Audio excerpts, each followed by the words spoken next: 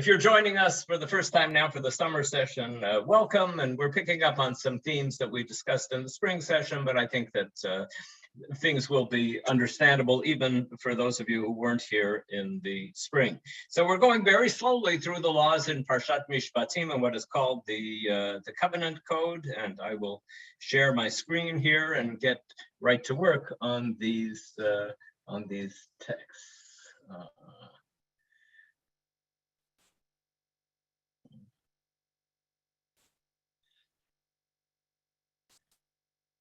Okay.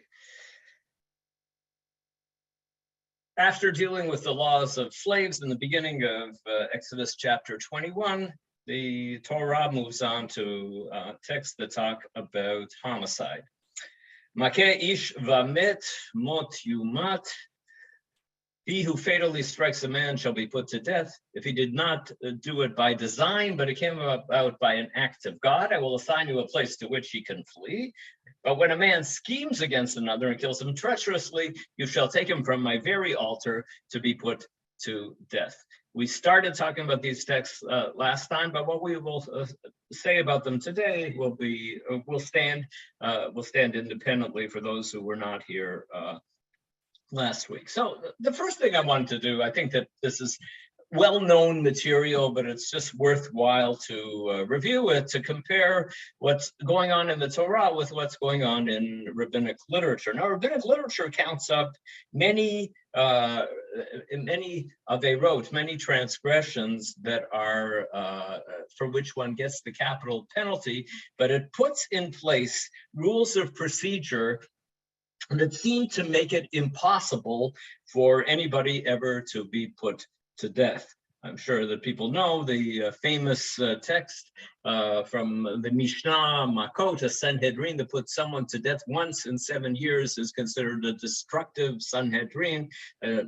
How could they do something like that? Even put one person to death in 7 years? Rabbi Elazar ben Azariah says, no, once in 70 years, even that is considered destructive. I think that's the simplest understanding of the text. The Gemara suggests that it's possible that Rabbi Elazar ben Azariah is saying that once in 70 years would be the ideal, that somebody should be put to death once in 70 years. But I think the simpler understanding is he's saying even once in 70 years, they would be considered destructive if they did something like that. And then Rabbi Tarfon and Rabbi Akiva say, if we had been members of the Sanhedrin, no person would have ever been executed. And there's a fascinating discussion in the Talmud of how they would have arranged things in such a way that no one would be put to death when it's on the books, obviously. And we just read the verses in the Torah, Makeh ish vamet mot yumat. So what would they have done? How they would have interrogated witnesses in such a way to make it impossible for the witnesses actually to convict the accused. And then Rabban Shimon ben Gamliel says, in adopting that approach, they too would increase the number of murderers among the Jewish people. In other words, we have here one of the earliest recorded debates about capital punishment, with Rabban Shimon ben Gamliel representing the opinion of people who say that capital punishment is a deterrent. And if you think that you're saving lives by not putting murderers to death, actually you're causing more people to get killed, because if that deterrent isn't there, then people will go and will commit homicide. And so the kula that you have, this leniency that you have of being nice to the person who's accused of murder, may end up causing more people to be killed. I would argue that Rabban Shimon ben Gamliel's position seems to be a minority position in rabbinic literature, and Rabbi Tarfon and Rabbi Akiva are the greatest rabbis of their generation, and they're saying we would have really arranged things in such a way that no person would have ever been executed. It's interesting to see how different scholars in different periods related to this text. In 1927, one of the first scholarly books written about rabbinic Judaism was written by a non-Jewish professor of classics and rabbinics at Harvard, George Foot Moore. He was definitely an Ohev Yisrael. He was definitely a Philo-Semite, and he was perhaps one of the first Christian scholars who presented the rabbinic worldview in a non-negative kind of way. I'm sure that all of you know that the New Testament is constantly contrasting Jesus' message with the message of the Pharisees. The Pharisees are the rabbis, and clearly the standard approach in Christian circles is to see that that Jesus' approach was a rebellion against rabbinic literature and an improvement on rabbinic literature. And George Foot Moore wrote a really comprehensive and unbiased, and one might even say positive description of how rabbinic Judaism worked in 1927. And he writes here, "It is clear that with such a procedure," he describes the rules of procedure that went on in rabbinic literature about capital cases. He writes, "It is clear with such a procedure, conviction in capital cases was next to impossible, and that this was the intention of the framers of the rules is equally plain." There's no doubt that that's what they are trying to do. But these discussions were purely theoretical. Since I don't have this book with me and I don't have easy access to a library, I'll just tell you that the continuation of the quotation from George Foot Moore is that, of course, one could come up with rules like this only once the rabbis were not in charge of keeping up law and order in their country. You know, you look at these rabbis here that are being mentioned here, all of the names of the rabbis who are being mentioned in this text live after Churban HaBayit, after the destruction of the Second Temple, and when already Jewish courts were not dealing with capital cases. The Jews had no right under the control of the Romans to have the Romans were killing many people. They had quite a system for capital punishment, but the Jews did not have a competing system going on at the same time. And George Foot Moore, representing the values of American society in 1927, when I don't think that there were any really strong voices speaking out against capital punishment in 1927, or perhaps, you know, a small minority of people might be against capital punishment in 1927. So George Foot Moore says, you know, okay, this is nice. Dreamers can come up with a procedure like this if they were in charge of actually making sure that there is order in society. Of course, they would be in favor of capital punishment. On the other hand, Professor Gerald Blidstein, an American Jew who made Aliyah and who became a famous professor at Ben Gurion University of the Negev, he just passed away in the last 2 or 3 years. When he was still living in the United States, if I'm not mistaken, when he was still a graduate student, he wrote this paper called Capital Punishment, the Classic Jewish Discussion, and it's easily available on the web through academia.edu if anybody wants to read his analysis of this Mishnaic text and what it says about what the rabbis actually felt about capital punishment. And Blidstein makes the rather bold statement that it isn't just the rabbis who created this idea of opposition to capital punishment, but that a careful reading of the Torah text, even though, the passage that we just read right now, Blitzstein knew these passages very well. He knows that he knew that it said, "Makeh ish mamet mot yumat,"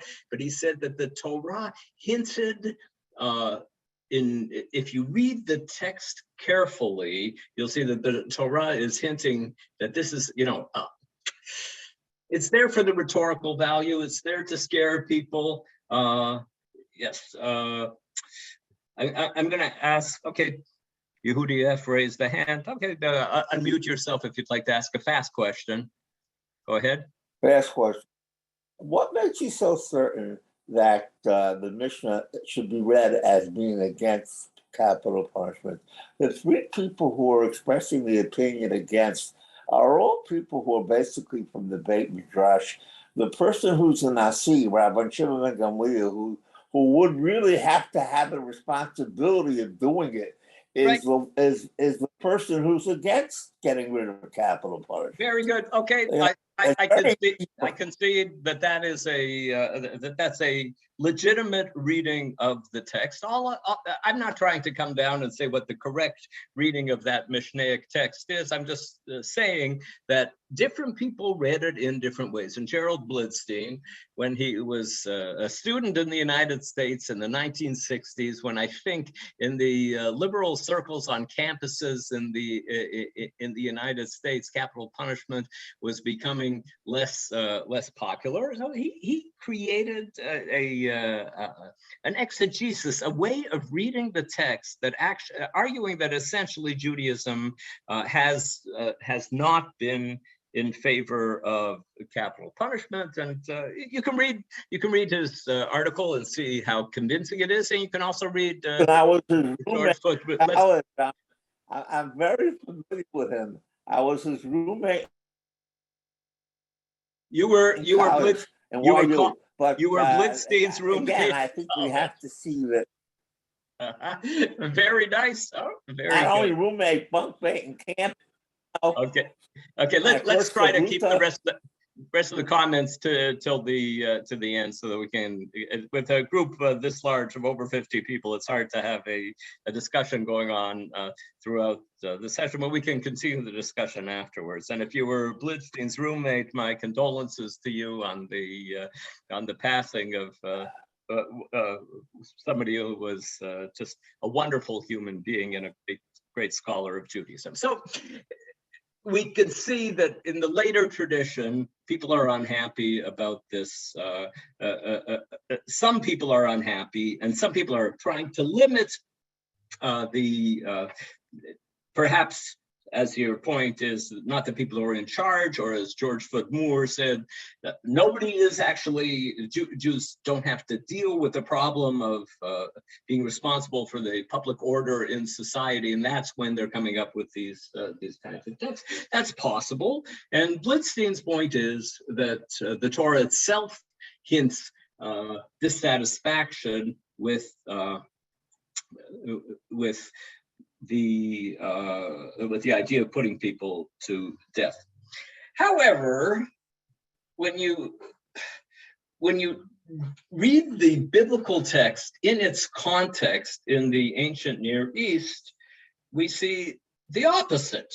We see that in virtually every society around the Israelites, there were different possibilities of how people would deal with homicide. And among the Israelites, there was only one way of dealing with homicide. And that the Torah makes it very clear that there is one way of dealing with homicide, and that's that the murderer, mot yumat, shall surely be put to death. And you find this in every book of the Bible. Back in Genesis, you find Shofech dam ha'adam ba'adam damo yishafech, that he who spills the blood of another human being, his blood shall be spilled by another human being. You find it here in Shmot. You find it in Vayikra, Makeh behema yishalmena, umakeh adam yumat, that someone who kills an animal will make a monetary payment, and somebody who kills a human being shall be put to death. And there are verses also to the same effect in Bamidbar and in Devarim, in the passages in those two books that discuss the difference between an intentional, there's a lengthy description both in Bamidbar and in Devarim of the difference between somebody who commits murder intentionally and somebody who commits it accidentally, which was also, we saw that here in the, already here in Shmot, we found this distinction between these two kinds of murderers, and then this is expanded on later in Bamidbar and in Devarim, and we'll have more to say about the expansion, probably not this week, but next week. Okay, so to get back to last week, we started to read this text by Professor Moshe Greenberg, written in 1960, before Professor Greenberg made Aliyah, when he was a professor at the University of Pennsylvania, and then he went on to become a really highly respected professor at the Hebrew University in Jerusalem, made Aliyah around 1970 or 71, and passed away, I guess, about 10 years ago. So Professor Greenberg writes, the right of pardon, we began reading this text last week, but we're going to continue now. The right of pardon in capital cases that Near Eastern law gives to the king is unknown to biblical law. So in all law codes that come from the ancient Near East, the king is in charge of public order, and the king is able to pardon a murderer. This would seem to be another indication of the literalness which the doctrine of the divine authorship of the law was felt in Israel. Only the author of the law has the power to waive it.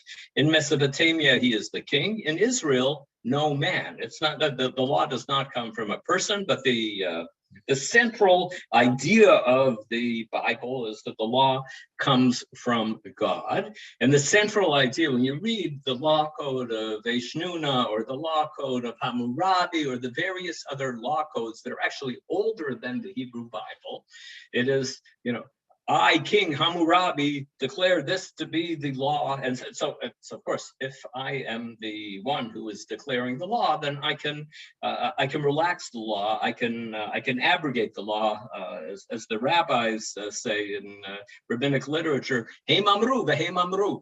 If they were the ones who actually came up with the law, then they are the ones who are also allowed to make an exception to the law.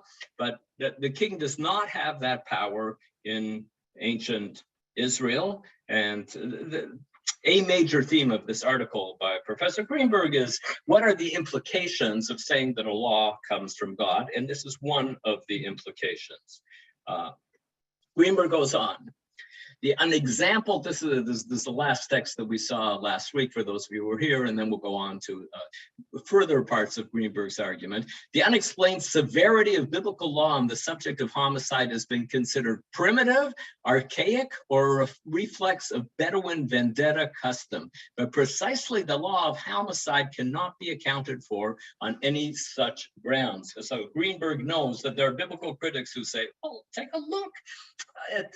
You look at Hammurabi and you look at Eshnuna, you look at various other law codes from the ancient Near East, they understood that sometimes you put the murderer to death and sometimes you don't, and sometimes there are other ways of dealing with it. And so there were some biblical critics who were critics in both sense of being a biblical critic, studying it critically and criticizing the Bible and saying the Bible is primitive, it's archaic, or it's, these are the kind of things that Bedouins do of killing each other, and that this is it does not make sense when compared to the law codes of to the other law codes of the ancient Near East. And now Greenberg will say what I consider to be an incisive understanding of what it is that the Bible is saying about murder. Okay, in the earliest law collection, the Covenant Code of Exodus, it is laid down that murder is punishable by death. If homicide is committed by a beast, a Goring Ox is spoken of, the beast must be stoned and its flesh may be eaten.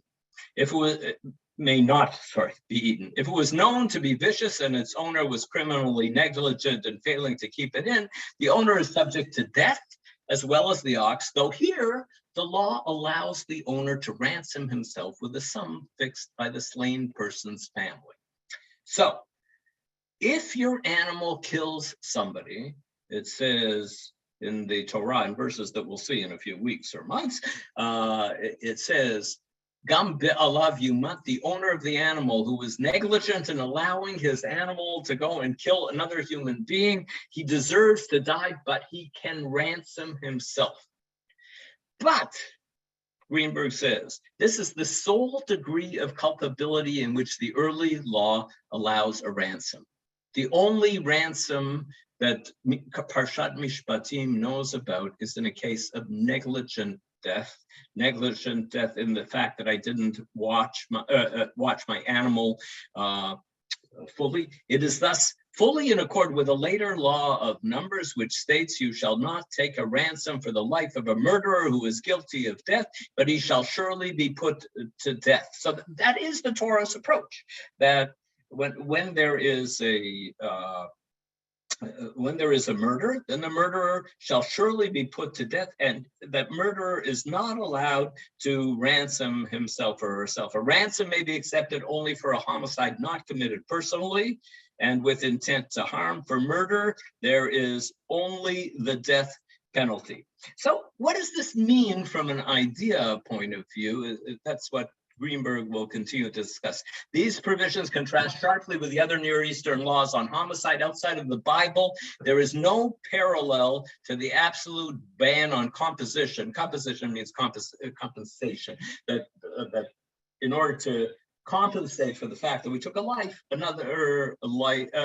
money can be given to compensate for this between the murderer and the next of kin. All Near Eastern law recognizes the right of the slain person's family to agree to accept a settlement in lieu of the death of the slayer. Hittite law going so far as to regulate this settlement minutely in terms of the number of souls that must be surrendered as compensation. So you hand over if somebody from your family kills somebody from another family, then your family has to give a bunch of people, they have fewer people in their family. And so if they could agree to a monetary payment or to the payment of a number of sheep or a number of camels, that's fine. Or they might say, we need people. We don't have enough people now because you killed somebody who came from our clan. And so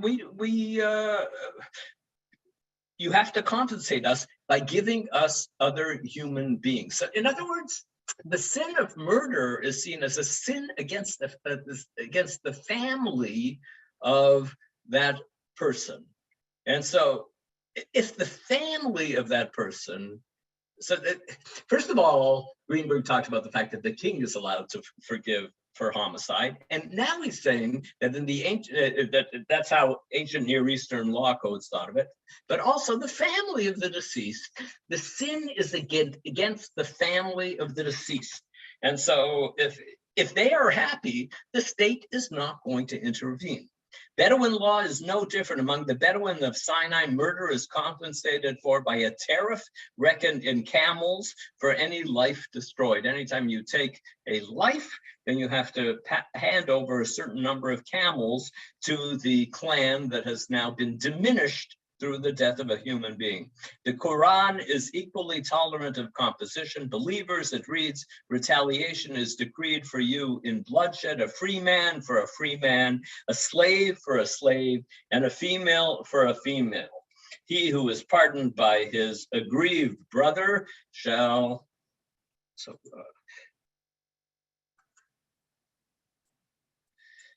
be prosecuted according to usage and shall pay him a liberal fine. So even the Quran says that if there's a male removed from my clan, then the clan of the murderer have to provide a male. If it's a female, they have to provide a female. And there is how other societies before the Israelites and after the Israelites continued to relate to the idea of murder. In the Babylonian Law of the Goring Ox, otherwise closely paralleling that of the Bible, no punishment is prescribed for the ox. The idea, we'll talk about this. What does it mean to say that an ox is chayav mita, that an ox has to be put to death for a crime? Obviously, the ox, it's hard to say that the ox is a volitional first-degree murderer, but if you haven't seen where Greenberg is going, it'll become very clear very soon. He's going to the idea that the Bible has this very special idea about the sanctity of human life.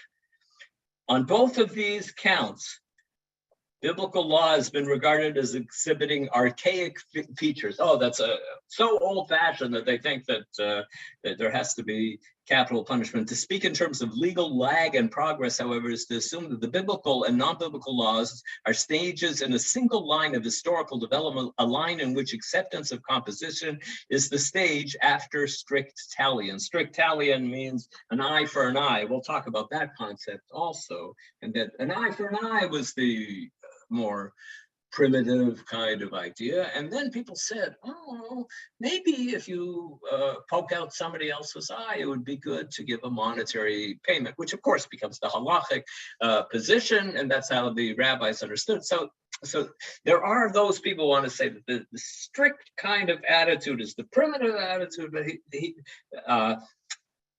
Greenberg will say, will accept none of that. This is not only incapable of being demonstrated that there is this progression. The actual history of the biblical law of homicide shows that it followed an altogether different principle of development from that governing Near Eastern law. So what is the principle that the law of the Hebrew Bible follows? A precise and adequate formulation of the jural postulate, the legal principle underlying the biblical law of homicide, is found in Genesis. For your lifeblood I shall require a reckoning, of every beast I shall require it. Whoever sheds the blood of a man, by man shall his blood be shed, for in the image of God was man made. Because we are all made B'Tselem Elohim. That's why there is a different attitude to homicide in Israelite law than the attitude to homicide that you find in other ancient Near Eastern law codes. Because there's something sublime about human beings. We are something holy, so to speak, about human beings. We are made in the image of God, and that's why not only when another human being kills us, but even if an animal kills us, and that attitude, that idea became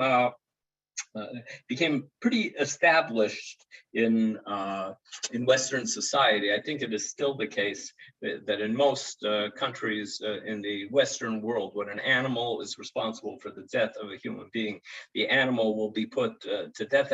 And why is this? It's because the high status of the life of a human being, because human beings are made in the image of God. To be sure, this passage belongs to a stratum assigned to late times by current critical opinion. It says, I know this passage from Breshit, the critics will all tell you that that's much later.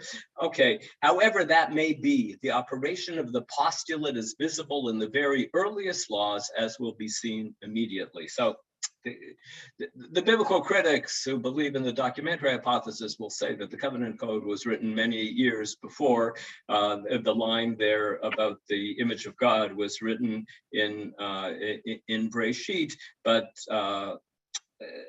Greenberg says, even if you believe in what the critics say, you have to admit that the law reflects this kind of idea of the special nature of human beings. The meaning of the passage is clear enough that man was made in the image of God. The exact significance of the words is not necessary to decide here. What does it mean to be? Okay, we don't have to go into that, but it means there's something very special about being a human being. It's expressive of the peculiar and supreme worth of man. Of all creatures, Genesis 1 relates, he alone possesses this attribute, bringing him into closer relationship to God than all the rest and conferring upon him the highest value. The first practical consequence of this supremacy is set forth in Genesis 9:3. Man is allowed to eat beasts, with apologies to any vegetarians who are here in the group, but it is made clear in chapter 9 of Genesis that human beings are allowed to eat beasts. The establishment of a value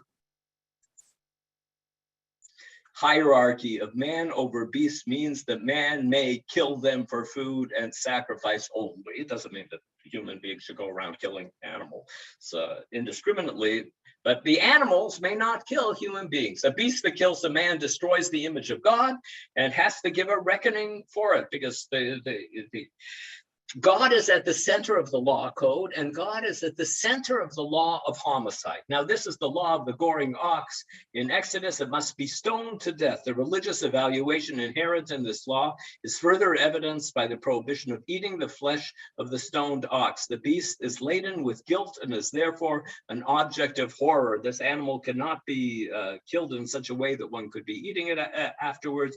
It has to be killed through stoning, as if it's on trial. The rabbis talk about conducting a trial for the animal before putting the animal to death.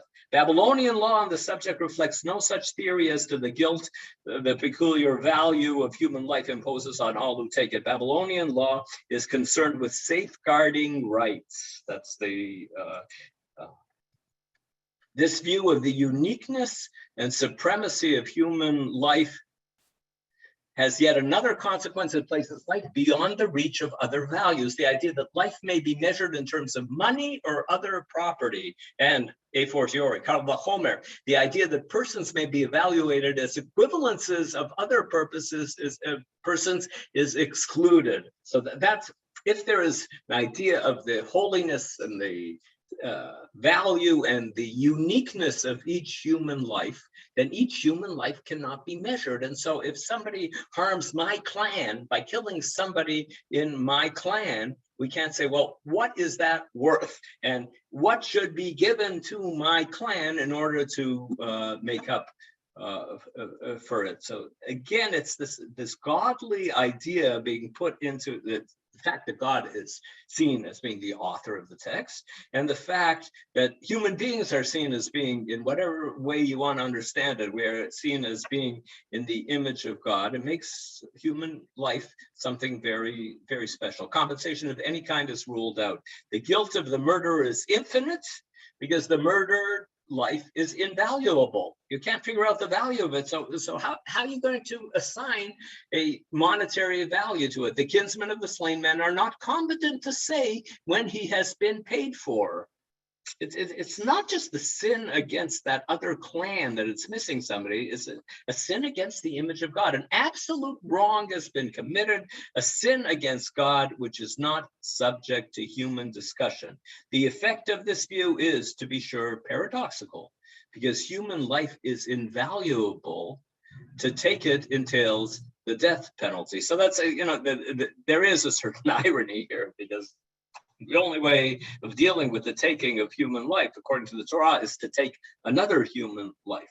Yet the paradox must not blind us to the judgment of value that the law sought to embody. So that Greenberg, I think, makes a strong and effective argument here. Just a little more of the text. The sense of the invaluableness of human life underlies the divergence of the biblical treatment of the homicide from that of the other law systems of the Near East. There the law allows and at times fixes a value on lives and leaves it to the kinsmen of the slain to decide whether they will have revenge or receive compensation for their loss. in money or property. So that there are these two possibilities given to the family of the deceased. They could either get revenge or they could get money. They are the ones who decide. They're the ones who are going to decide what is the value of the person from our clan who was killed. Perhaps the baldest expression, the economic valuation of life, occurs in those cases where punishment of a murderer takes the form of the surrender of other persons, a slave, a son, a wife, a brother, instead of blood,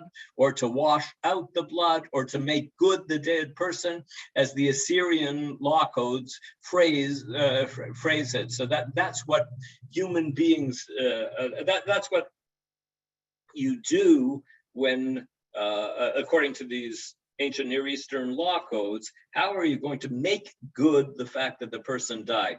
Equally expressive are the Hittite laws, which prescribe that the killer has to make amends for the dead persons by giving persons in accord with the status of the slain and the degree of the homicide.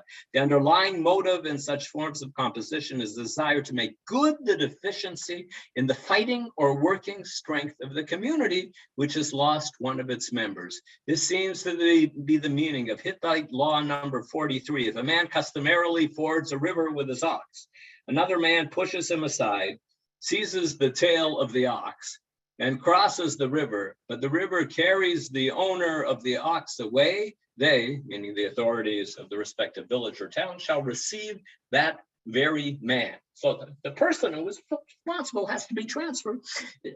He killed somebody from a different town, so he gets transferred to that town so that the town doesn't lose its strength. This view of life as a replaceable economic value here reaches its ultimate expression.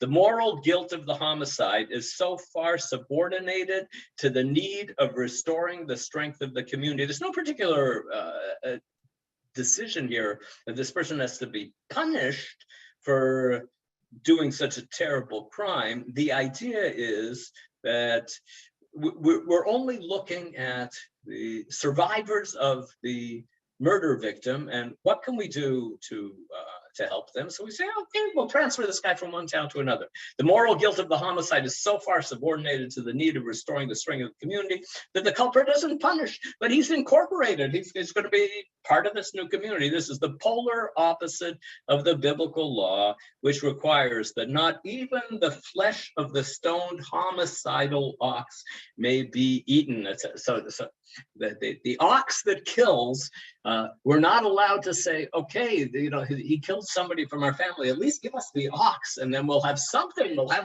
the flesh of that ox to eat. It won't compensate for the fact that a human being in our family was killed, but something will be accomplished by doing this. But that's not what the biblical law. That is what the ancient law codes of the Near East were trying to do when they dealt with cases of homicide, but that is not what the Bible is trying to do when it deals with cases of homicide. It is trying to protect the sanctity and the importance of human life, and it's declaring that that there's only one way of treating a murderer.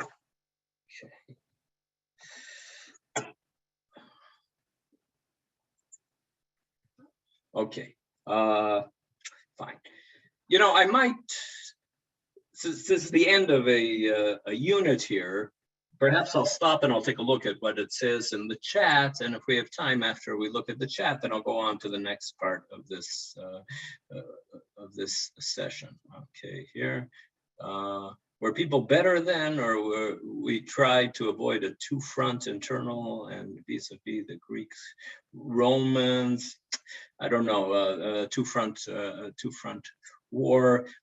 Is it possible that, this is a comment about the rabbinic literature, is it possible that since the Israelites were so busy fighting against the Greeks and the Romans, and we're getting, particularly against the Romans, we're talking here in the 2nd century, is it possible that that's what led them not to be eager to be killing each other with capital punishment? Yes, that is a possible way of understanding how it happened. If the rabbis are truly reflecting a long-standing view of capital punishment, what did they propose to do with murderers who got off on a technicality that they've created?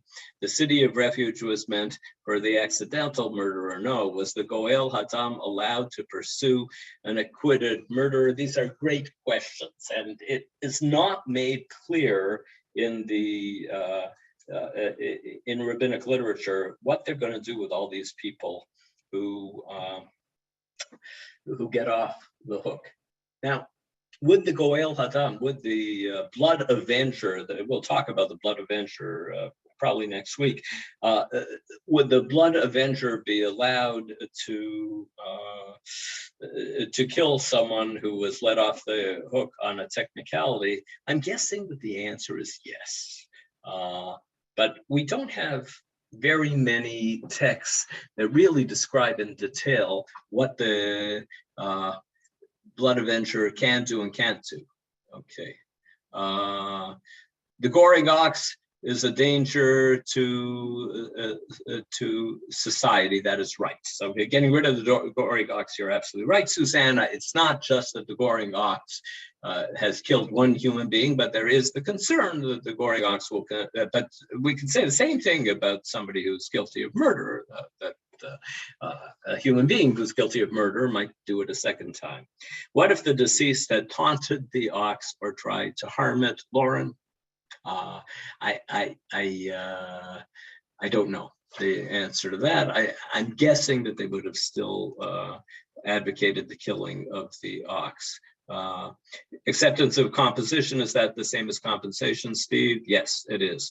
Compensation, of course, presumably composition results from either a typesetting of the original or from some misreading in the scanning of the article. No, the word composition, if you look in a dictionary, that is one of the possible dictionary meanings, but it's not something that we commonly use now in the 21st century. Okay, Steve says he dismisses the paradox too readily. It's precisely this paradox that is the essence of the argument against capital punishment, especially once we acknowledge the possibility of human error. Okay, you know what? I hear what you're saying, but when you study Talmudic texts about homicide, I remember how troubled I was when I first encountered this, but I think I've come to peace with it a little bit more as the years go on. So there is a principle in the Talmud that says ein met u'mashalem. You can't, if you're going to be put to death, you can't also be asked to make a payment. And in the Talmudic system, even if the person isn't going to be put to death, but he is worthy of being put to death, the Talmud says there is no monetary, the Talmud is, and I think it's following, Greenberg's understanding of the biblical text. The Talmud is against any form of somebody paying a monetary penalty in a murder, even if the person is not going to be put to death. You asked correctly here in the chat, so what are they going to do with that person? And that is a problem to figure out what it is precisely that you're going to do with the murderer. But this idea that no human life can ever be measured in terms of a monetary value. Since God has representatives on earth, the prophet, the high priest with the Urim and Tumim, can they change or commute death sentences? No, they cannot, although we will talk about the fact, talk about this next week, the fact that an accidental killer goes to a city of refuge and stays there until the death of the high priest. But in general, the answer to your question, can God's representatives change or commute death sentences? The general answer to that is no. Yes, and Ellen is certainly right. The rabbis transformed the role of the Goel Hadam. Can self-defense be a valid argument? Certainly, self-defense can be a valid argument. Okay, maybe I'll go on a little bit here, back to the text here.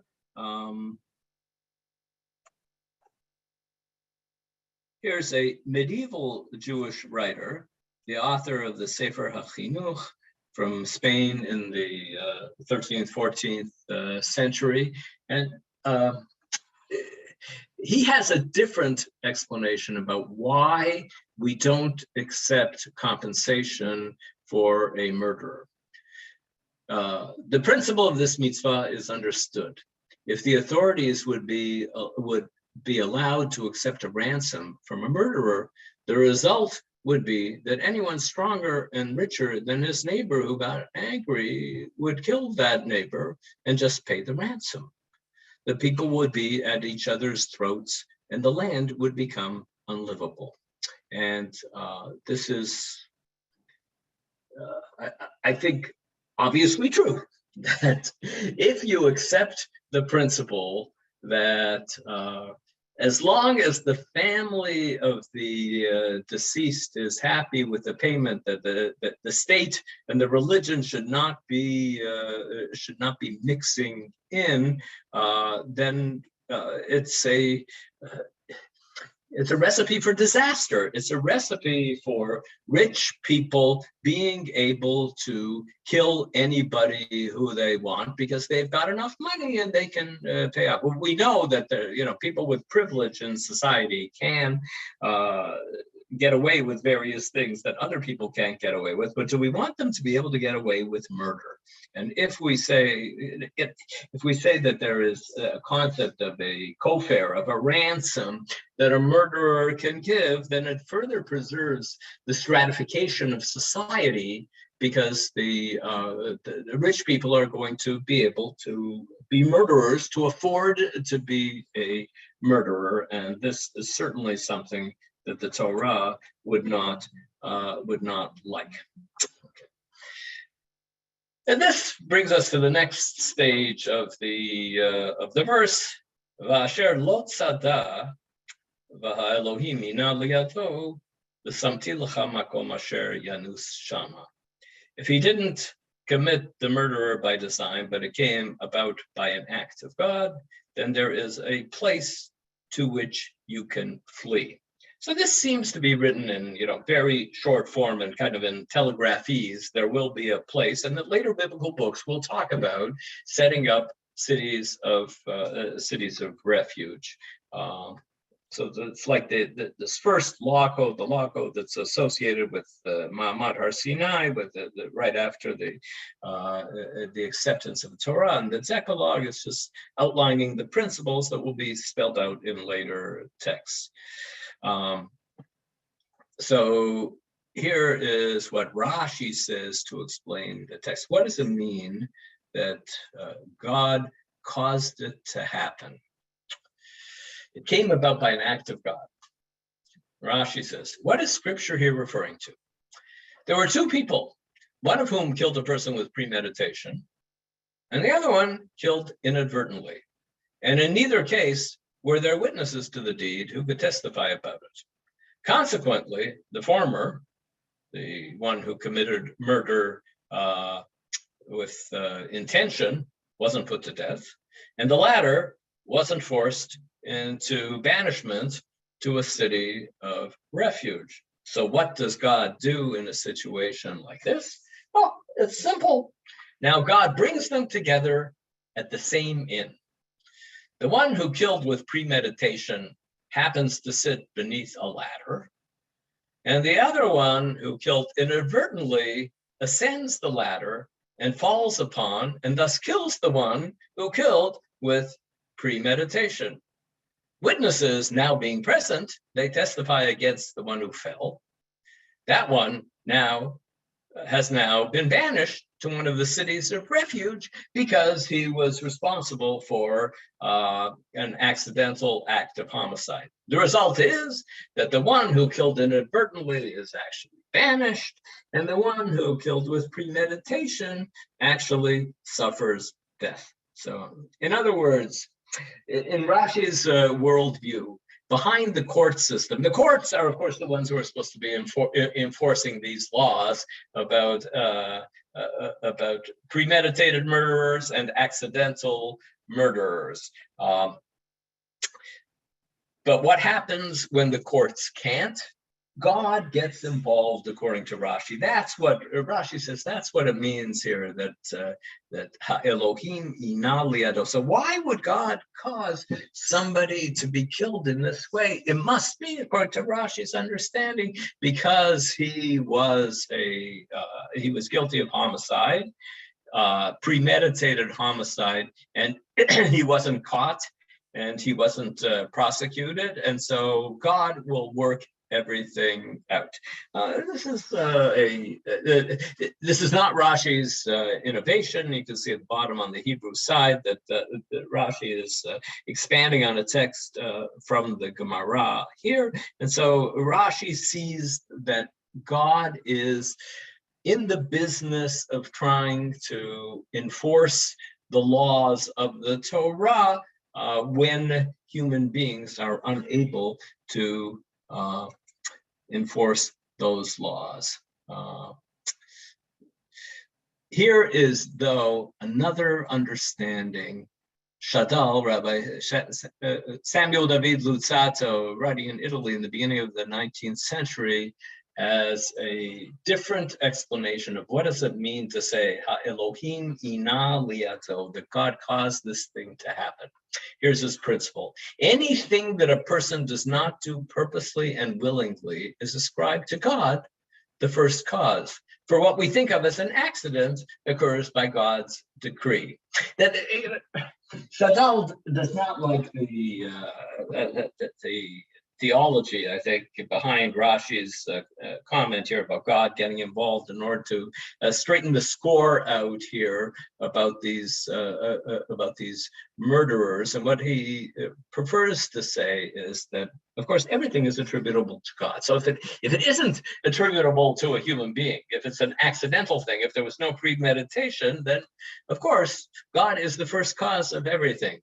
And then I will designate for you, Shadal says, a place. I will establish for you cities of refuge when you arrive in the land, as Rashbam says. So that's if it's something that's not attributable to human volition, and which we are attributing to God because we think that everything comes from God, then we have this idea of the city of refuge, and we'll have more to say about this kind of theology, about Shadal's theology and his understanding of the text, and about cities of refuge next week. But now, if I'll just go back to the chat and see, can we not read verse 13's Elohim as the human judge? Ruth asks. I wouldn't say we can't, but I think it would be a difficult reading of the text. Asher lo tzada, he didn't do it in a premeditated way, but the judges caused it to happen. I don't see it working smoothly. What right would a human judge have to make such a thing happen? Ellen says, I agree with that. Yes. Okay. Interesting that the Sefer HaChinuch assumes that the kofar would go to the authorities and not to the family of this deceased. But his point is not that different from current society, where those who can hire better, more expensive lawyers can get away with murder. Yes, I agree with that concern. Yes, and Justin writes that in U.S. Civil War, the North allowed buying out of military service for $300, caused riots. Yes, Ellen thinks that the Rashi on the two killers seems awfully naive. Don't quote me, Ellen, but I think I agree with you. Okay. What does ina really mean? It means to cause something to happen. It's an unusual word, but it does occur in other passages. How can Rashi say when he sees that God hasn't done that so often. Zoom user asks, yes, it's a great question, and that's a little bit of the issue of the naivete of this approach. It doesn't, because we all know that it doesn't always work out this way. But Rashi would like to say that sometimes it does work out. Any last comments before we say goodbye? Yeah, can I say something? Please. I mean, I wrote it in the chat, but I guess you kind of missed that. Sorry. Back to the whole issue of who can abrogate a death penalty. Basically, that's what David did for Absalom when he killed Amnon. Yes. With a little help from a prophet, by the way, to somebody else's. Yeah, you're absolutely right. There are stories in the Bible about it happening, but often, how can I say this nicely? Often things that happen in Nevi'im Rishonim and in Joshua, Judges, Samuel, and Kings don't totally conform to Torah law, and certainly not to later halacha. But you are right that is what happened. Rabbi, I have two questions. One is about the general statement about the rabbi saying that if a Sanhedrin killed once in 70 years, it was a killing Sanhedrin. Right. The rabbi lived 300 years after, as you said, after the loss of sovereignty. How do we know that when the Sanhedrin wasn't existent, it didn't kill, it didn't push the death penalty when the people that wrote that lived so long after it? Right. Okay, it's not quite 300 years, but you're absolutely right. And that was George Foot Moore's point. He said, okay, this is very nice, very sweet, this protection of human life, but these texts were written by rabbis who were not responsible for protection of the public order in society, because they were living under a cruel Roman occupation. They did not have any jurisdiction to be dealing with these issues, and they could come up with. So that's Moore's way of understanding it, that these are obviously the ideas that that only could develop at a time when they're not actually enforcing the public order in society. And then if you're interested, you can read Blitzstein's article in which he argues strongly against this and argues that within the text of the Torah, you can find some kind of ideas that led to this development. If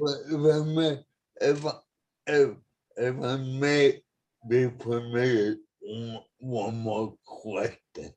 The whole issue of the Goring Ox and the hotel is one that bothers me, because